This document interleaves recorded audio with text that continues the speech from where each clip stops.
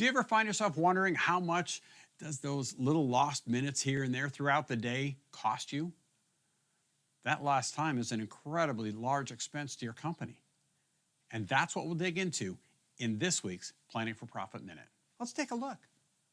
Now, as we start digging into the company, I'm using a sample company here in the Planning for Profit software. And just so you can see what we're dealing with, I'm going to look at cost input, right? I've already got all of my labor in here. Now, in my company, I've got 3 departments as we look at it. And so, as we look at these individual employees, let me show you how they break down into our company itself. If I look at our field labor summary, and I'm going to look at it based on hours. At that point, I can scroll down very quickly, look at my service department, my first department here, and when I look at total hours, I can see I've got one person who is really full-time service, and then a number of other people who are just, they're part service, they're part installation. They don't have a boatload of hours, but even in this case, I've got a tremendous expense tied into that lost billable time. And you can see exactly what that costs you by looking at your labor rate analysis report.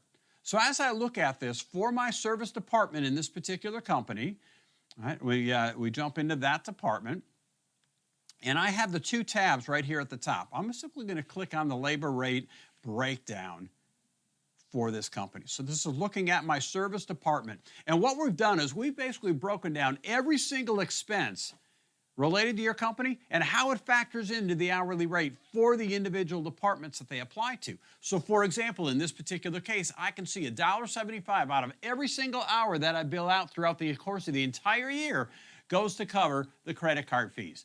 I've got $9.22 is going to put fuel in the trucks.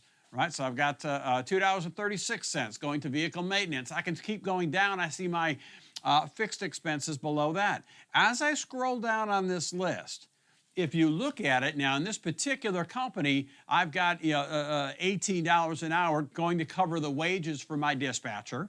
That's a significant expense that typically is dedicated just to the service department. But then you look at the rest of these, right? So I've got $7, I've got 50 cents, $1.53, 8 cents, 3 cents, right? Very small dollar amounts.